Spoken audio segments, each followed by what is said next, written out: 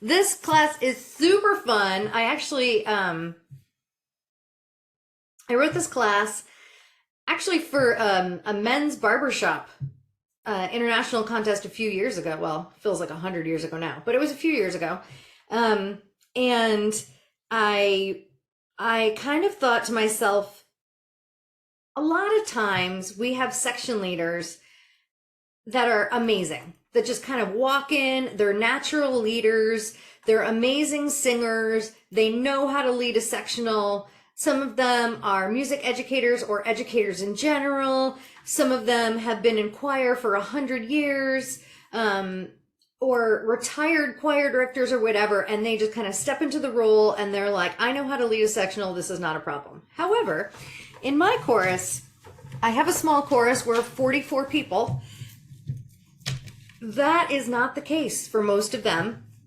I have really good singers as my section leaders, but they were not music educators, and a lot of them don't know really what to do when we get to a sectional. So what happened was they started going into sectionals, and it was like, okay, let's sing the song from the beginning, and then let's like fix it, and then let's sing the song from the beginning and like fix it. And I was like, that is probably not the best use of our time. So I wrote this about that, and I tried to go from the most basic of what you could do in a sectional to the most picky, advanced. You'd never think you would do it in a sectional, but you could. So this is very much, the handout for this one is very, I wrote the handout first and then I made the PowerPoint. So the PowerPoint will only kind of reflect some of the things in the handout. The handout's the most important part of this. So in the beginning, I want to just talk about assessment tools all the way up to like what is the most advanced thing you could do. So the basics. So this is, you're walking into a sectional and you're really not sure what you can do, right? So this is, you've never done anything like this before. You can always do an initial assessment of words, breaths, posture or alignment. You can look at what the choreo is or the plan, and then you can look at like artistry, right? These are all of the ways that we're going to go. This is like the most basic word sounds. Then it gets more advanced breath, more advanced posture, more advanced choreo, most advanced is artistry. So we're going to start with the beginning. This is basic. So I'm going to walk into my sectional and I'm going to listen to them sing. Now, it doesn't have to be the whole song. It could be, let's work on this chorus. And I'm going to listen for notes, words, and breaths. And this is me thinking of a nice way to say this. Sometimes you can smell smoke when I think. If there's a tricky part in the music and 80% of the time someone forgets that part, then that's a problem. And it's not a problem that's going to get fixed without someone dying on that hill. And in my opinion, there is nothing that important that I should die on that hill for one little spot.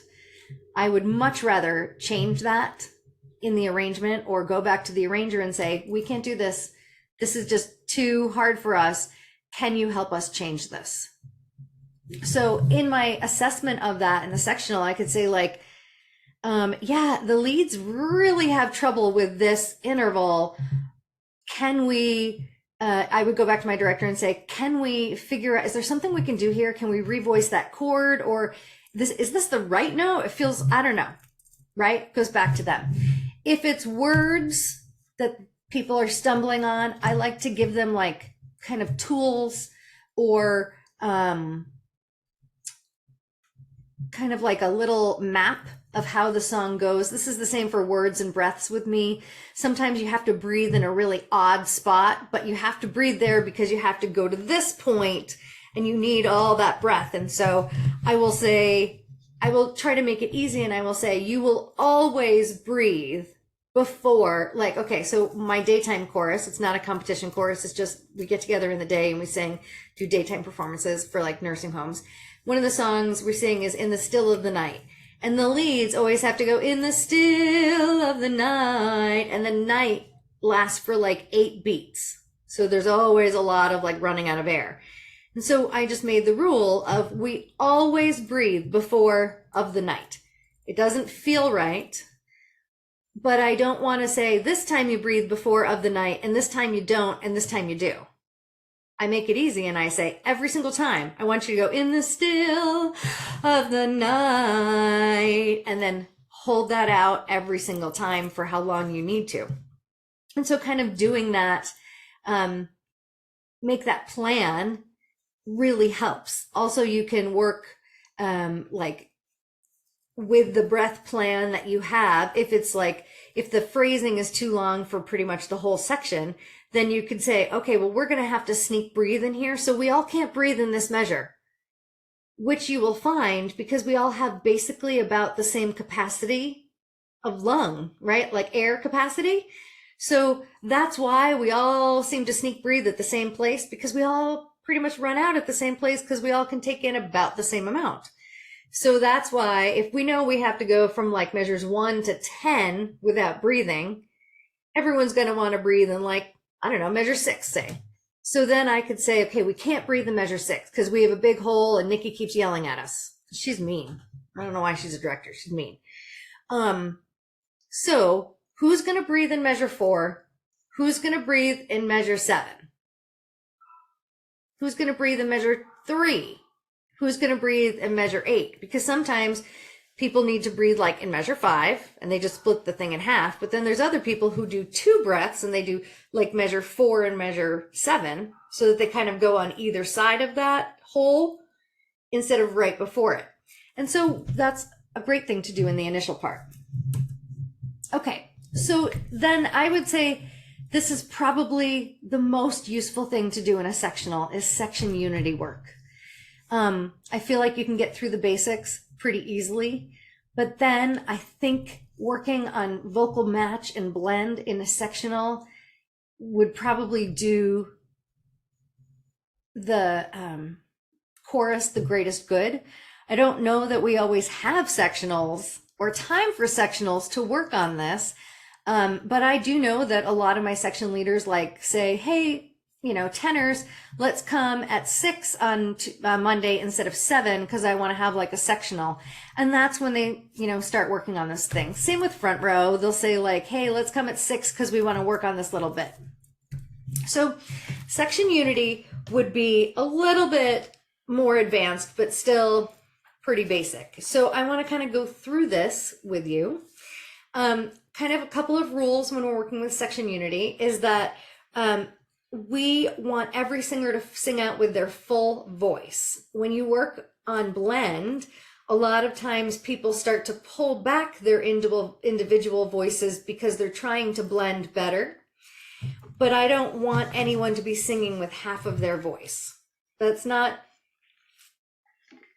healthy to sing with half of your voice, and it also won't make a great sound. So we want everyone to sing with their full voice.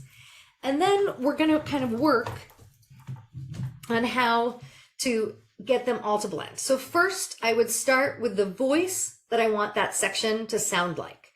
So it doesn't have to be the section leader. It could be it could be anyone in that section, anyone.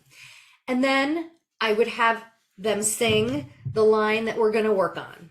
So we're going to say, tomorrow's another day. I'm going to say, that's great. That's super. I mean, of course I would. But if it was some other person, I would say, that's great. It has very pretty tone. It has connected sound. It's pretty, right? Fine. So now I want to blend Amy's voice into this voice. So I'm going to say, okay, Amy, I would like you to sing out on your voice.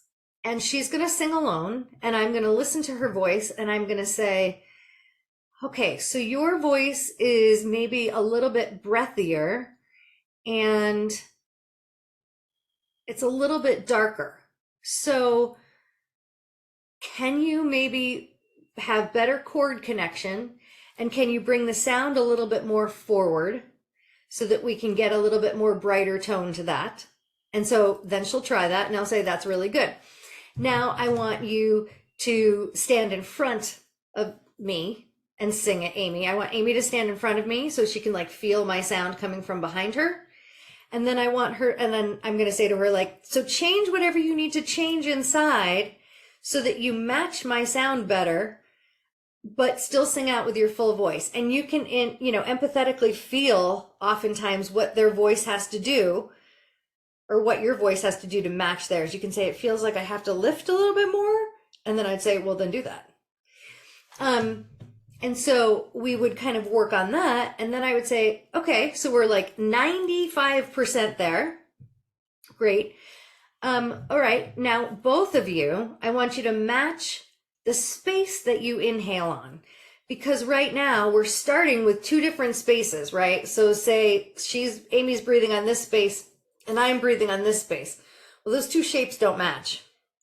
But then we're trying to match what's coming out. And that's like, that seems weird, right? So now I want us to match what's going in and what's going out. So I'm going to say, okay, both of you, let's breathe in on an I shape. And then sing out with the changes that you both had to make. And sometimes singer one also needs to adjust a few things to match Amy more too. So matching all the things you had to do to match each other's sound, but let's breathe in on an I. So we're both going to go, tomorrow's another day. And oftentimes what you'll find is just by matching that inhale space, that does a whole lot to like unify and match voices. Because we think that breathing in is just about getting the air in, and it is, except if we breathe in on a shape, we're more likely to sing out on that shape, and that's usually like our ring spot shape. So E, or the I shape is more like an E or an oo even. I, ooh, E, A, even ah. Ah. If we breathe in on ah, normally it usually hits the back of our mouth or the back of our throat. We go, ah, and it gets dark, right? So I'm going to say, all right, do this with me. Let's breathe in on whatever shape we want. And we're going to sing Tomorrow's Another Day. Breathe in whatever. Tomorrow's another day. So I listened to the beginning of that. My breath was on like an eh. It was like, so I went to, that ooh is like, I don't know that it's whatever. So now I'm going to say, okay, let's breathe in through an ah. So we're going to go, tomorrow's another day, which feels to me a little bit back. It feels a little bit too spacious, or doesn't have a lot of ring in it to me. So now I'm going to say, okay, let's breathe in through an I. So I'm going to go, tomorrow's another day. And that to me had like a lot of ring to it, but it also didn't feel like it lost a lot of space. It just added that kind of ring into it. So for me, that I is a great place to breathe into. And then I would just say, okay, so every breath we're going to now take, let's breathe in through the I space. And hopefully that, works with the unit. And if you have like one singer who, if she breathes it, or if they breathe in on an I and it doesn't match, then they can breathe in on an oo or an or whatever, and everyone else can breathe in on an I, but they know that they have this kind of like special breath. But we all know what our goal breath in is, right?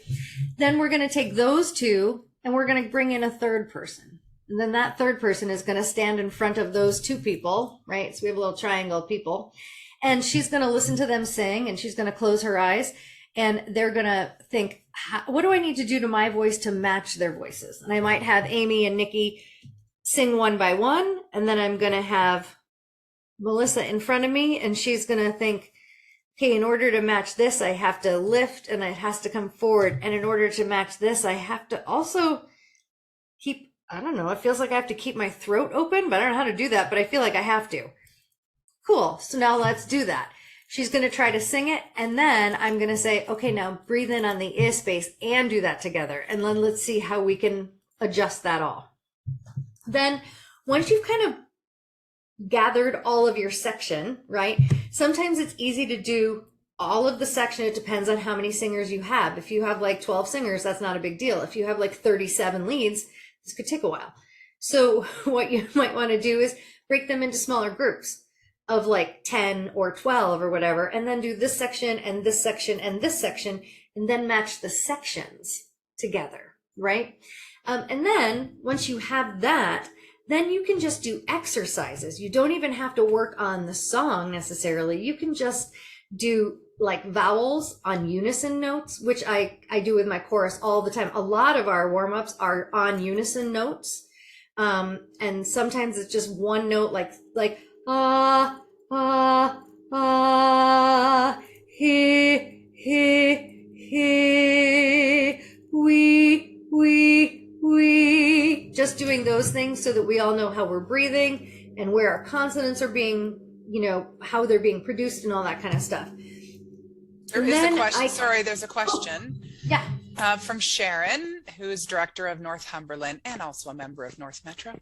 How is your personal ring space affected by this?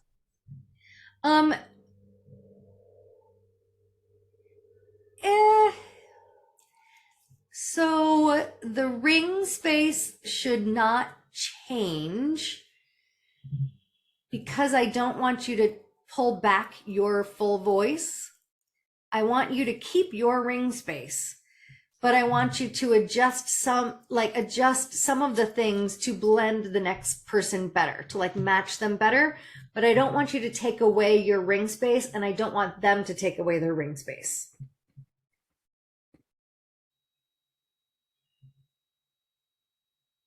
I'm waiting to see if Sharon says okay or follow-up question. Mm-hmm.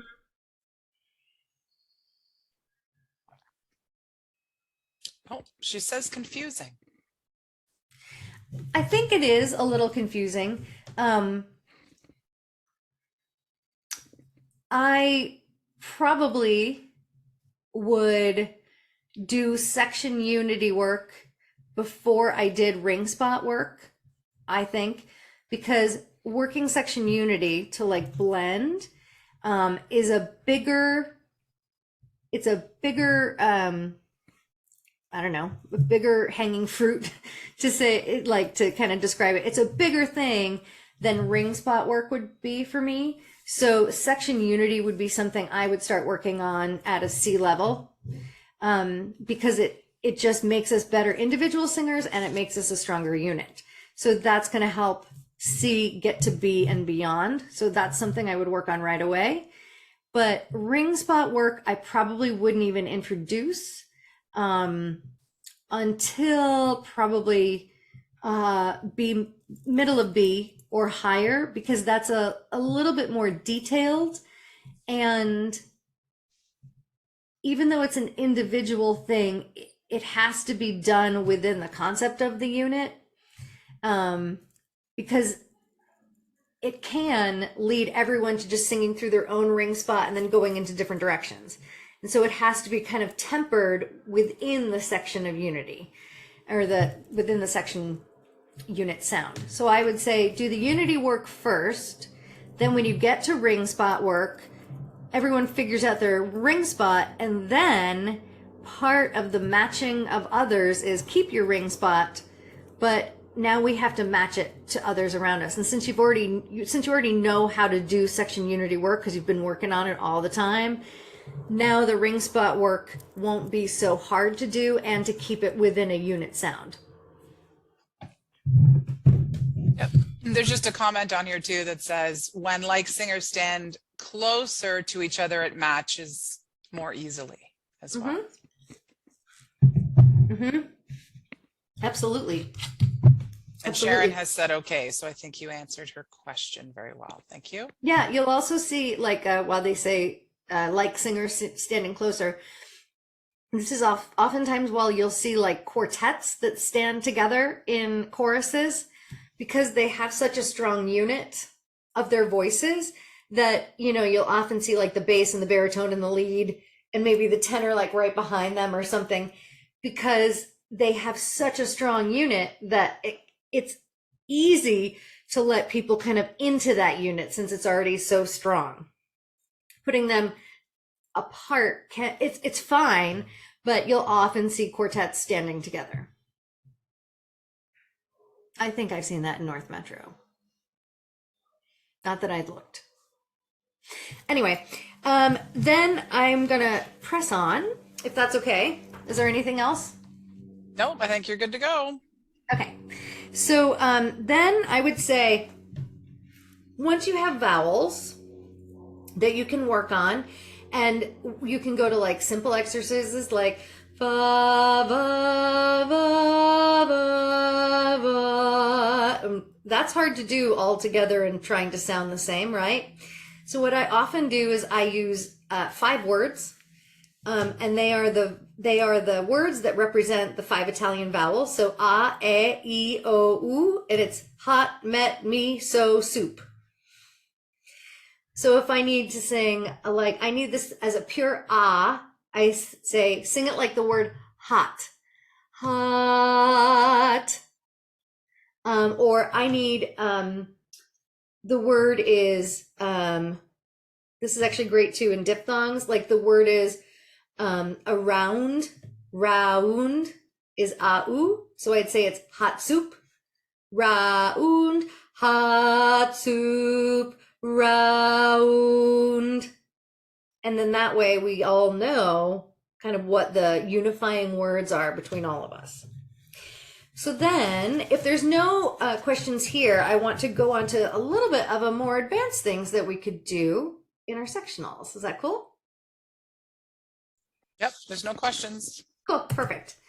So then, okay, you have to advance. Here we go. There we go.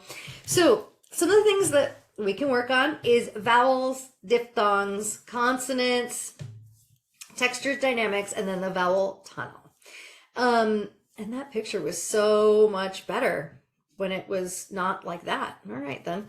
Okay, so vowels, we know what the 5 vowels are. It's hot, met, me, so, soup. So during any of the songs, I can say it's tomorrow's another day. The word day. I want to work on that as a section leads because we're all saying day. That diphthong is turning at different times and it's quite messy. The problem with diphthongs is it's 2 vowel sounds, right? It's an e and an e for day. So it's met me, hot met me, right? So it's met me, day, day, day. But there's that kind of moment in between when you have to turn from the eh to the e. And when does that actually happen? Right? Like, does it happen kind of gradually? Or does it happen like really quickly at a spur of the moment? And when is 80% or 90%? This is confusing. I'm not a math person, as you can tell. When is that moment? So you can see how this gets a little confusing, right? So I am a student of the great Jean Barford, and she is like, she said in the beginning, you know, we are all students of the Target Vowels Forever and Ever Amen school. And I said, yeah, like church choir growing up, hello.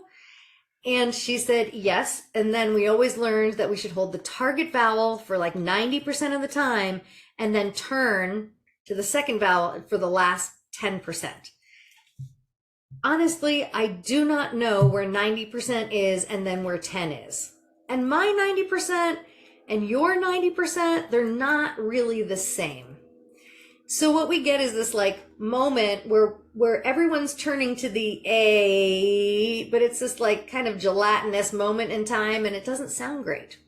So what we do is I'm going to say it's going to be 50-50. We're going to do it on a beat because everyone can feel a beat. We're going to do it on a beat, and it's going to be like two absolute different vowels, and you're going to snap to it. So you're going to go, tomorrow's another day, day.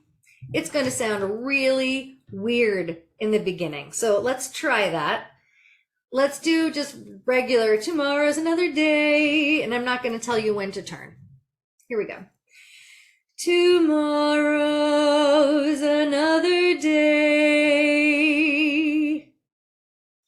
And we all kind of go to E. We end on E and we start on A, but I don't know when we moved, and that time I moved a little later than the time before I did it. I don't know, but I do know that if I move a little later this time and a little earlier last time, it's not consistent. And if it's not consistent, then good luck trying to be a really strong unit, because I'm a moving target. How is anyone going to match me if I change it every time, right? So now I'm going to say we're going to go from an E to an E, and there's going to be no A, E. So there's going to be no y sound in between. It's just going to be E. And we're going to do it on a beat. So here we go. And tomorrow's another day. Again. Tomorrow's another day. Yeah, so it's not day, but day. And I do that just with my tongue. It goes from an to an E, E, day, day, yeah, day, not day, day, day. I'm just going to use my tongue to do that, right? Now, if the whole section can learn how to do that, we have section unity on a diphthong of where we turn it. And I feel like I should have Jean Barford's like epic words tattooed on my body somewhere. One of the things she said to me that kind of always stuck with me is the passion of the word is not in the consonants. It's in the diphthongs. And I kind of have thought about that a lot over the years. And the word that kind of embodies that the most to me, where I can see that the most obviously, is the word so. So we could just sing like, I love you so. And let's make a really big deal out of the S, right? Because I love you so. I love you so. I'll do it again. I love you so. I'm going to make a bigger S because I really mean it this time. I love you so. It's a big S. Does it translate to you as so? Like a lot? Or does it just translate to you as a big S that I put on a word? To me, it feels like I just put a big S on. Now, I'm going to not put a big S on, but instead I'm going to put oo. So soup. So soup. Ooh. And I'm going to make them 50-50 vowels. I'm going to make it really obvious turn. I love you so. I love you so. And I'm doing that on the bottom note. So I go so, so. I love you so. And I did not finesse that at all. But I do think if you go, I love you so, that so has a lot more feeling into it than just a so. Yeah, right? Other things we can work on is singable consonants. When we do singable consonants like M and N and things like that, we want to make sure that we do them in the same mouth that we had all the vowels. So it's tomorrow's another day, or tomorrow's another consonants are going to be in the whatever position your mouth is. Tomorrow's another day. Yep. Then with textures and dynamics, I would say I dislike dynamics and I love textures because dynamics seem to be things I easily forget because they have no reason. You know, it's just like sing soft here, sing soft here. I can't remember that. But if you say, I need you to sing really tender here, and I need it to be really airy and tender sounding and vulnerable, but I need it to be airy. Then I'm like, oh, okay, it's a texture because I want it to be airy and I want it to be vulnerable. So now you've given me a character choice and you've given me a texture to sing, and both of those match the music. So they're way easier for me to remember to do. A dynamic of soft is like an arbitrary kind of thing sometimes. And what you have to do is you have to then match it to the music. So instead of giving my chorus dynamics, I don't. I only give them the ways that it kind of connects to the music so it's easier to remember, and they don't ever have to make those associations themselves. Because some of us won't. Some will just try to remember the detail of soft. And then the vowel tunnel is something that we can also work on, right? And then that would be, how can we have all of our vowels sing in the same space and have the consonants not impact the vowels at all? And so I describe this as, I want the consonants to float on top of the vowels coming out. And I imagine it kind of like foam on top of the sea when it's like kind of waving and hitting the beach and everything. The foam doesn't go into the water. It just always floats on top. And that's how I want consonants to be. So it doesn't impact and stop the sound. It just floats on top of the sound, and sound is carried by vowels. So I'll show you before when the consonants are in the sound, and I'll show you after. So before, when consonants are in, it'd be tomorrow's another day. I hope and pray we'll be together. And I'll say that's probably 80% of singers that sing that way. Because, and this is not because anyone is like a not smart singer or not a smart person. It's because we look at the music and the words are printed on the page, and we feel like we need to sing the words on the page exactly as they are written. The truth is, when you actually sing out, you don't need to sing them that way. You can cut a lot of corners and sing a whole lot less consonants than you actually think you need to do, and it's still understandable. So, tomorrow's another day. I hope and pray we'll be together. It's a lot of stopping of the air, right? So now I'm going to take my consonants, I'm going to float them to the top, and I want you to notice how all that sound is carried out on vowel. You're going to hear all the vowel come through all the time. That's the vowel tunnel. I think of it like a vowel train. It's just all sound all the time that comes out. And I want you to see if you can hear any consonants that I change. They could be totally changed. They could be lightened or lessened to a lot degree, like 99% gone. Or anything that I do differently with my consonants in order to make them float more. So the old way you know, and the new way would be, tomorrow's another day. I hope and pray we'll be together. I'll do that again. Just listen carefully. Tomorrow's another day. I hope and pray we'll be together.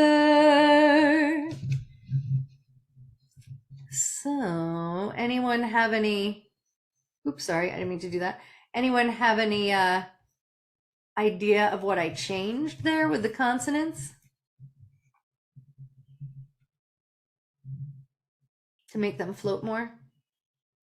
You can just raise your hand or I'll just jump out. Yeah, Louise. Oh, hang on, you're muted still.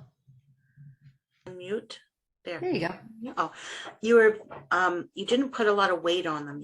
You just touched on them. Uh-huh. And you still said them, but it wasn't a pronounced p or but what was the word you said? Tomorrow. And you did it very light and and you could still understand perfectly what you were saying. So Yeah, except I would say that the amount of consonants I said was like 99% less than what I did the first time. yes. And we always say to our chorus, like, less consonants. But, you know, I'm like a good sale shopper. I can find a good 20% discount pretty much anywhere. But I think that's a good, like, amount. If someone says take less off, I'm like, 20%, I got it. But actually, when we say take less consonants, we actually mean like 99% less. The one thing I want you to listen to is the S on tomorrow's another day. Really listen carefully in there because there is no S. I have not sung an S to you yet in that. But now listen. Tomorrow's another day. Tomorrow's another day. That's S. And now I'm not going to do it. Tomorrow's another day. What do you think?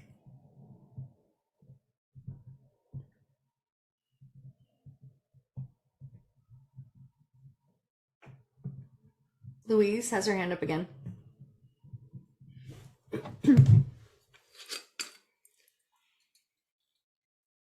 I like the first, you did it 3 times, right? I like the first one. The first one, you did it very lightly. Second time, you did it really pronouncing too much. I mean, it was that good.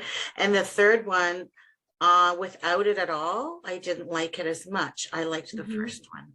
That was right, which was like the tiniest amount. Yes. Just little amount. And S's are hard.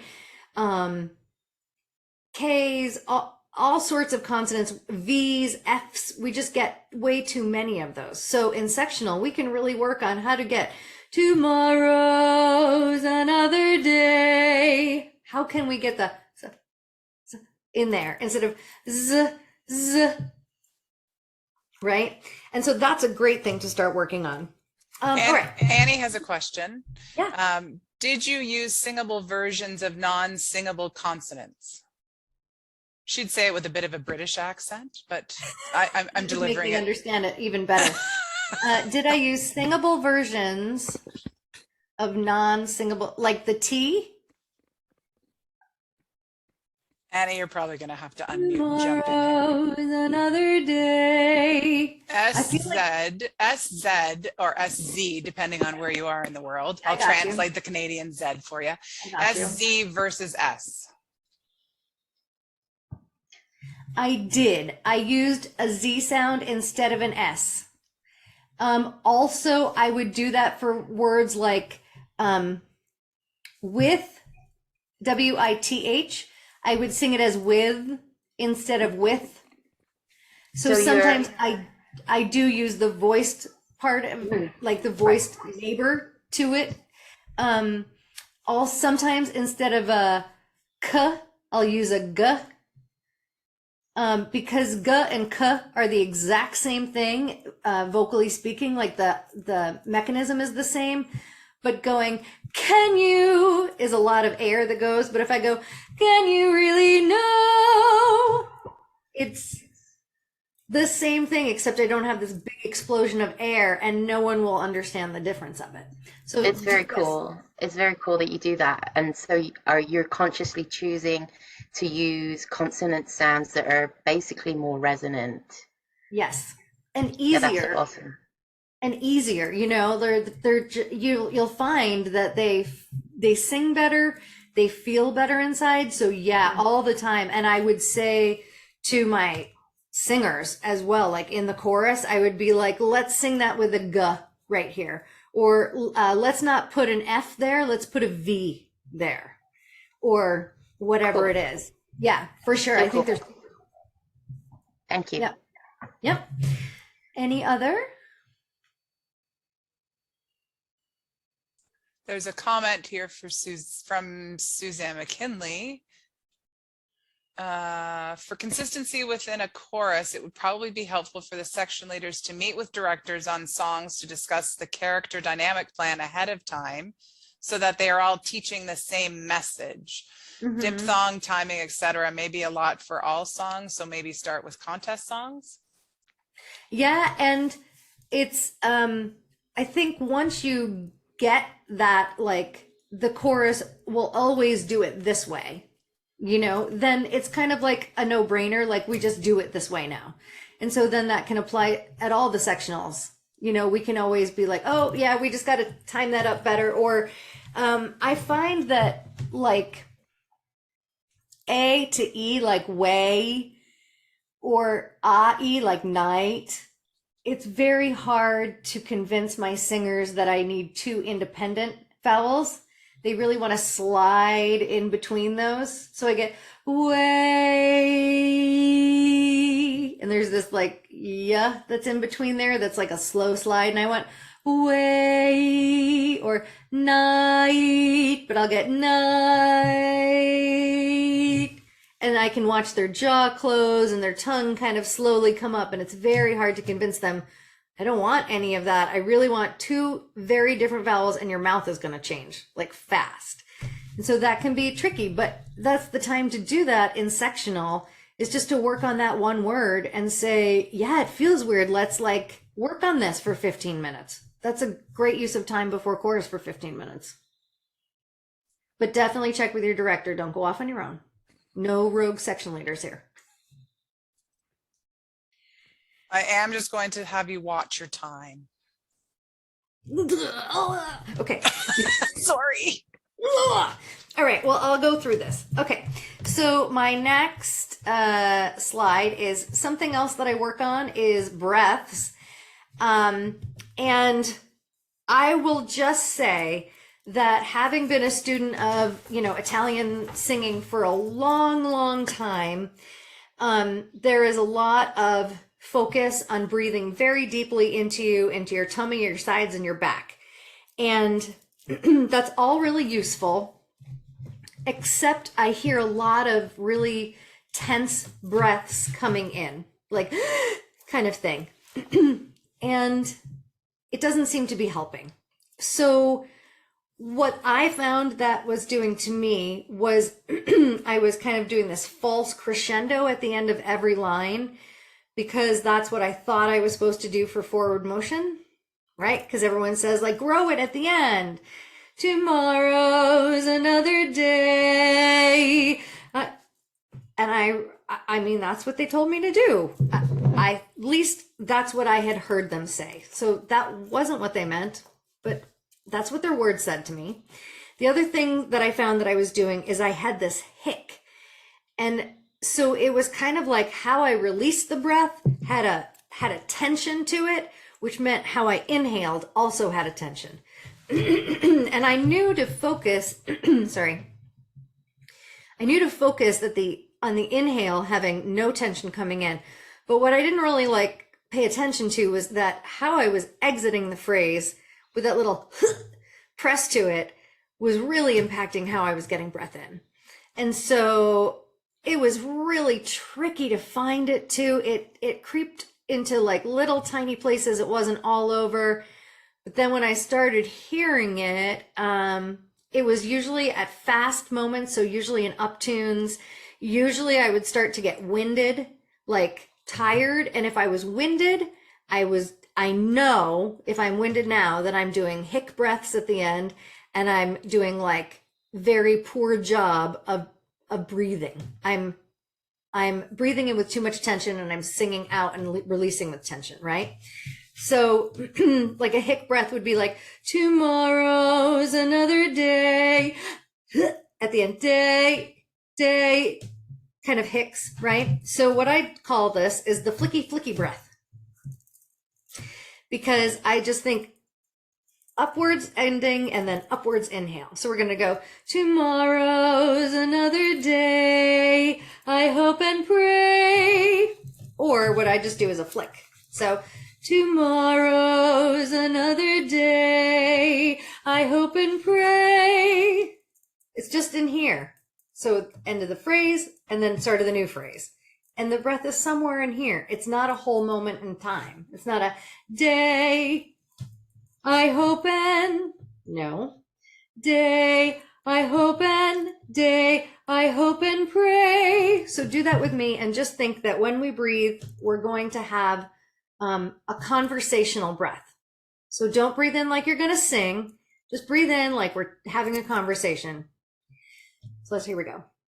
Tomorrow's another day, I hope and pray we'll be together tomorrow. Let's do that again, because I bet some of you were like, I had enough air. That was weird. Let's try that again. So just really easy kind of breath, like we're just talking. No one I know when they're having a conversation with someone goes in between each phrase. We don't do that. So nice and easy. Here we go. Tomorrow's another day, I hope and pray we'll be together tomorrow. What do you think about that one? Honestly, that's my favorite thing that I possibly have ever learned is the flicky flicky breath. It doesn't, I mean, no one has ever called it the flicky flicky breath except for me and Frenzy. But it was this like mind-blowing concept of stop making breathing a big deal and just do it. It's not, breath is not something that that there's a shortage of. Just breathe and continue on. And when you do this flicky flicky breath, you also get forward motion in there. And your breath time is very short and you don't have no tension. And I will tell you at the end of my uptunes, if I am out of breath, I know that I have not been doing flicky flicky breaths. If I have been doing flicky flicky breaths, I could literally sing that uptune like 6 more times in a row and I would be fine. Full choreo, full everything. I'm not even out of breath in the slightest. I'm good to go.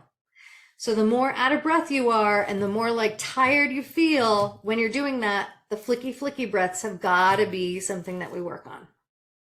So the rest you can see from my handout, and it talks about posture. It talks about choreo. Like if you're going to be working on choreo in a sectional, you can definitely have sectional time for choreo. And if you want to bring in a help from a friend on that, that's cool. And then artistry is, the technical elements have to come together and stay together, but also like the performer has to be free enough to engage in the actual story, kind of like walk into the doors of the story. And sometimes you need to practice that in a smaller group, because sometimes when you actually take the leap into performing, sometimes your voice does crazy things. And our job is to make our voice do great things while doing that leap. And so we have to practice, making these huge character choices and seeing what our voice is going to do at the same time. And so sometimes it's nice to have just a really safe space to be like, let's try that, leads. Let's try that again. We can go bigger there. We can go so much bigger there. We can have way more character. We can have way more texture there. We're playing it safe because we're afraid of what's happening. Let's try it again. And that's just a safe space to do it. So I will just double check that I don't have anything else urgent here. Oh, this is exciting. Okay. These are little back braces. They're called posture correctors. And you can get them on Amazon. And they are fabulous. They go on like a little backpack kind of thing, and they just go around here, and they have Velcro like straps that you pull them up, and you can have them really tight and it like really keeps you upright, or you can have them kind of loose. and they actually work with like gravity and your body. So your body kind of wants to roll forward, but it won't let you. So it kind of like keeps you upright more. In the beginning, I had it on for like 15 or 20 minutes and then I would take it off. And now I go to rehearsal and I wear it all through rehearsal. And I have like half of my chorus that wears them as well.